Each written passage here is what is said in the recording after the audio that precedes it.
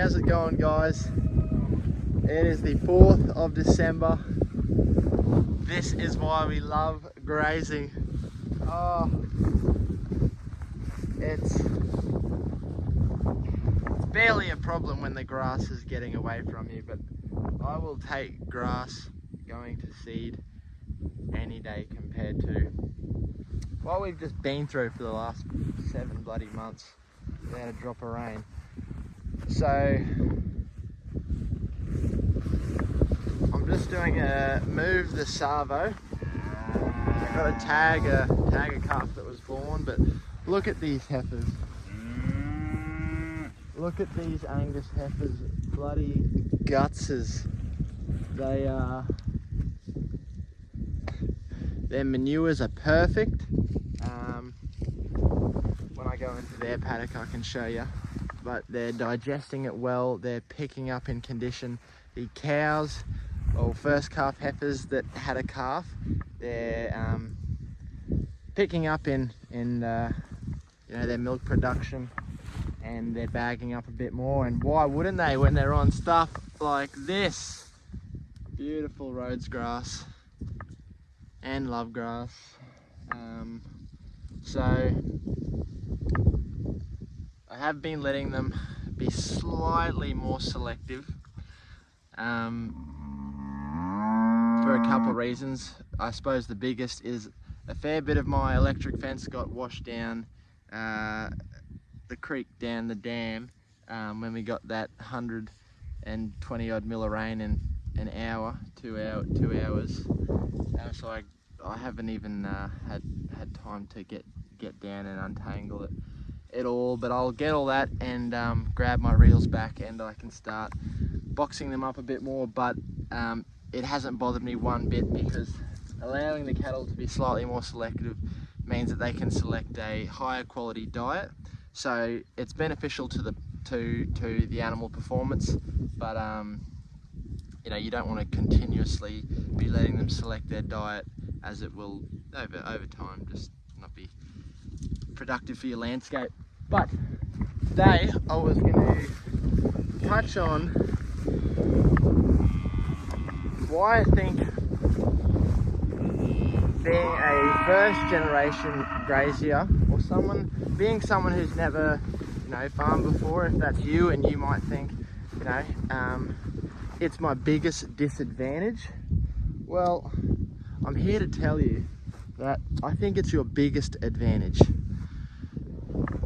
Let me just unhook these here.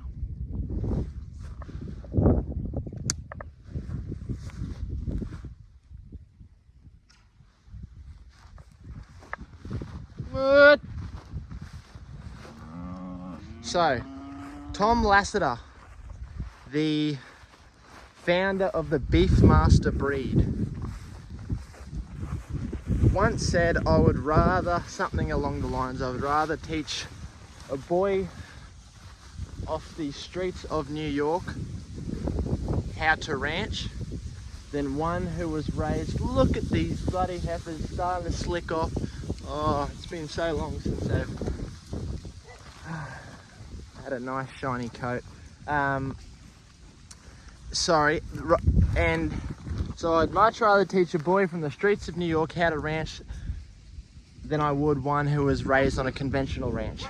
And I guess what he's saying there is that the boy who was raised, you know, on the streets of New York doesn't have any preconceived ideas about how a profitable and enjoyable grazing operation should be run. He's open-minded, and I guess willing, you know, you think more willing to learn. Because one of the biggest obstacles for generational,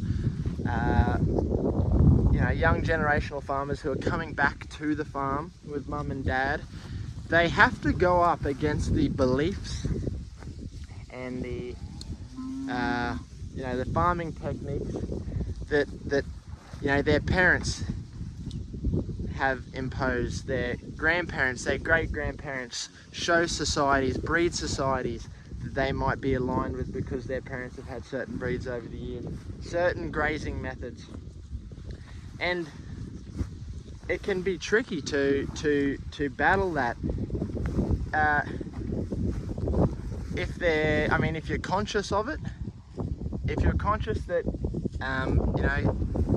the family might be doing something, practice that you would rather not do, well then the next issue is trying to convince them to change, and that's no easy feat.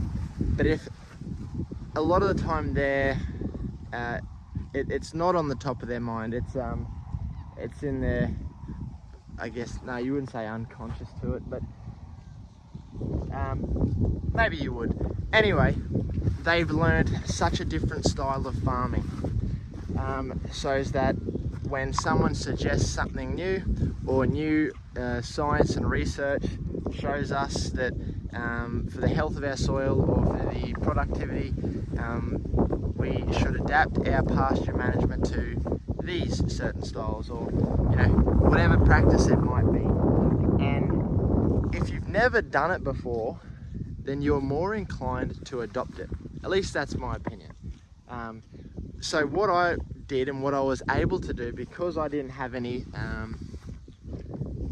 wasn't set in my ways, and I didn't have any preconceived ideas because mum and dad weren't graziers, was I could just sit down and work out what are the best graziers in the world doing.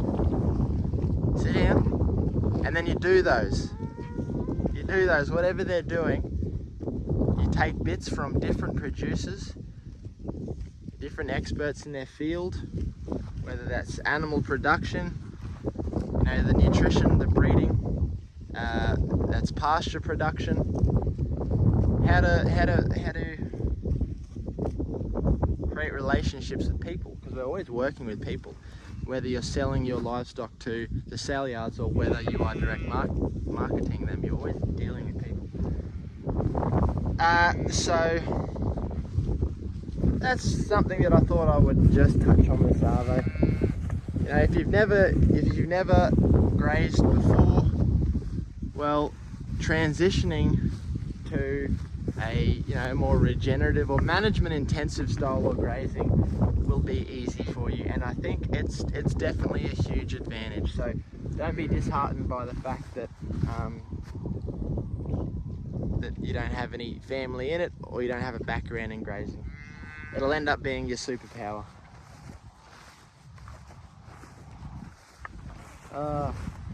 Some mosquitoes around with all this rain. I think I was at my brother's wedding, but we had another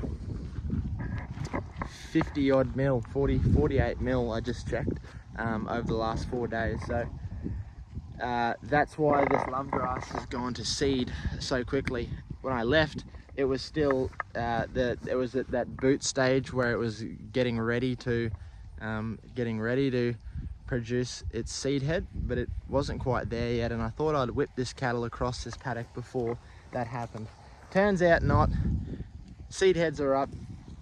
The love grass is gonna spread. Doesn't matter. We'll manage it. Have an awesome afternoon, guys, or morning, wherever you are. See ya.